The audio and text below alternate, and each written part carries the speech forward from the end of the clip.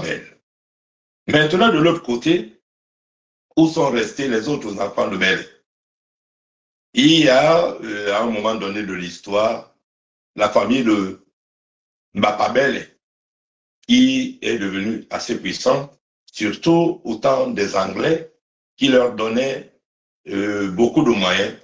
Et au point qu'à un moment donné, ils se sont retrouvés dans une espèce de serpent à double tête. D'un côté, il y a le roi Bel Ndoumba Lobé, Onesti Ndoumba Lobé, qui a régné de 1751, je crois, jusqu'à 1799. Je crois qu'il est mort en décembre 1799. Il y avait donc cette famille de ce côté-là. Et de l'autre côté, il y avait donc la famille de Mbapabel.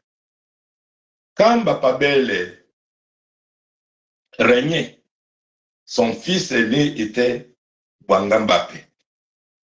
Bouanga Mbapé était le fils aîné. Ça, c'est les Bonam Djongé, parce que à Bonaberi, là, il y a deux grandes familles, il y a les Bonam Djongé et il y a les Bonakoum. C'est Bouanga Mbapé qui régnait sur les... C'est Mbapabel qui régnait sur la rive droite. Et quand Mbapabel régnait donc, son fils aîné, Bouanga Mbapé, est tombé malade.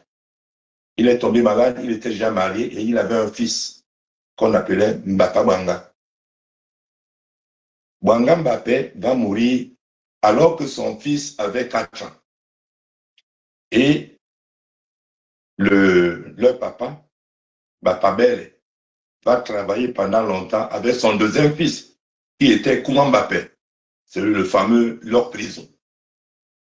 Le fameux Lok Prison, Kouma Mbapé.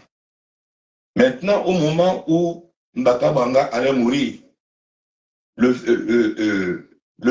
au moment où Mbapabel allait mourir, autant pour moi, le petit-fils laissé par son enfant n'avait que 8 ans. Lorsqu'il va grandir, Lok Prison était déjà roi. Et c'est Lok Prison qui avait intronisé Douala Manga, quand Douala Manga, parce que toutes les intronisations de Bonanjo se passent à Bongongi, à Bonaberi. Tout se passe, c'est-à-dire c'est leur sanctuaire. Tous les Bonanjo font leur rite traditionnel à Bonaberi. Leur sanctuaire Bongongi, il y avait deux Bongongi à Bonaberi, c'est le lieu qui leur sert de sanctuaire sur les choses qui sont liées à notre cosmogonie. Alors, quand le jeune Mbapa Bouanga est devenu adulte, il a dit à son oncle que ma grand-mère ayant été la première épouse de mon grand-père, ton père, c'est à moi qui revient le commandement de la famille Bona Mbapé et de tous les Bonaberi de la rive. Son oncle lui a dit que je ne pense pas que mon père m'avait dit de régenter le pouvoir de quelqu'un. Mon père m'a laissé le pouvoir et je ne pense pas que je dois te le remettre. Dans cette situation, ils sont allés à l'arbitrage de Douala Manga. Douala Manga a donné raison à leur prison, le vieux roi qu'il avait intronisé. Mbapa Bouanga continuait à revendiquer ce pouvoir. Quand les Français ont succédé, remplacé les Allemands au Cameroun, le gouvernement français, dans l'analyse du problème, a estimé que le roi Mbapa Bouanga, ayant pour fils aîné et héritier légitime, naturel du trône, son fils Bouanga Mbapé, qui est mort beaucoup plus tôt, c'est tout à fait le petit-fils de Bouanga Mbapé qui devait être le prince héritier. Et qu'à ce titre, il était le dauphin du trône. Et ils ont enlevé le pouvoir au fils de Lok Prison, qui était Ndoumba Koum. Ils l'ont donné au fils de Bouanga Mbapé, qui était Mbapa Bouanga. Nous sommes au courant des années 20. C'est comme ça que Mbapa Bouanga devient le chef des Bonaberi au détriment de son cousin, Ndumba Koum que les Français avaient destitué. À sa mort, c'est son fils Tika Mbappé qui lui a succédé. Tika Mbappé, au cours des années 40, est victime d'un déficit d'impôts parce que c'est l'impôt indigène était la responsabilité de l'impôt indigène, les Français l'avaient donné aux chefs coutumiers, nos chefs coutumiers, mais certains notables, c'est eux qui vendaient l'impôt parce que quand on ne payait pas l'impôt, on se retrouvait dans les travaux forcés. Vous avez entendu certainement parler de Ndiog Massi. Alors, vous envoyez à Ndiog Massi pour aller creuser le tunnel par lequel passe le train aujourd'hui. Ce n'était pas une sinécure. Donc, beaucoup de gens sont morts dans ces conditions. Il ne fallait donc pas qu'un chef ait un déficit d'impôts. L'impôt qu'on vous avait donné avant, si vous avez un déficit, ça vous crée énormément de problèmes. Alors, Tika Mbappé a été destitué. Alors, il revient le problème de qui va devenir le nouveau chef de Bolaberi.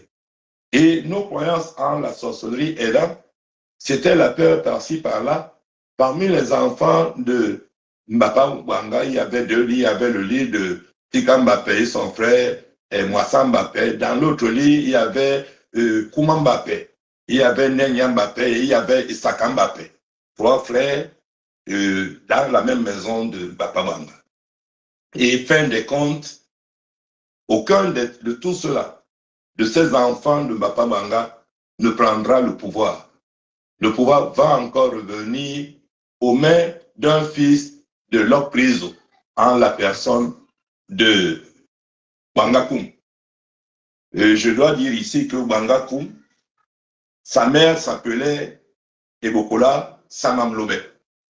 Elle était la fille aînée des enfants de Samamlobe à Bonamti. Et mon grand-père était Samamlobe, le benjamin des enfants. Donc Banga Koum était le cousin germain de mon père, bien qu'il fût l'aîné de mon grand-père.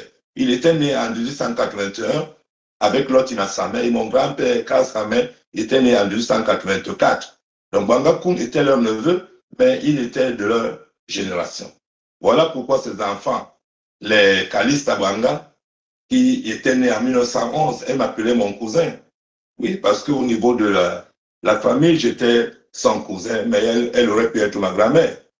Donc, Banga Koum va donc devenir le chef de Bolaberi. Et lorsqu'il a commencé à avoir des maladies, parmi ses neveux de l'autre, Tebonamundjonge, c'est Mbappé, lui, le fils de Isaka Mbappé, qui était le régent. Mais à un moment donné, il a fallu mettre fin à la régence et déterminer qui serait le chef de Bolaberi. Or, il s'est avéré que entre Mbappé, lui qui était le régent, et son cousin Enis, leur papa étant même pas les mêmes, Enis étant le fils de frère aîné, c'est à Enis qu'il revenait le droit d'être le chef de Bolaberi. Enis va donc devenir le chef de Bolaberi, et à sa mort, c'est son fils qui est le chef de Bolaberi. Ça, c'est le côté de Bolaberi. Et au niveau du canton qu'on appelle aujourd'hui le canton Akwa, que nous appelons traditionnellement les Bonambela. Depuis le temps de Nguiyam Lobe, à la mort de Nguiyam Lobe, le trône est passé aux mains de son fils Kwananguye, pas Moutianguye, qui était l'aîné, mais c'était quelqu'un qui était l'officiant du Djengu, notre culte des Sawa. Donc c'est son jeune frère Kwane qui est devenu le chef des Bonambela. Kwane, l'histoire a retenu deux noms parmi les enfants de Kwane. Le premier, c'était Epea Kwane. Et le deuxième était Ewonda Kwane. Epea Kwane n'a eu que deux enfants. Kanye Peye, qui était une fille, et Moulobe Peye, qui était un garçon. Kanye Peye, c'est elle qui aura une relation avec un prisonnier de guerre venu du canton Abo.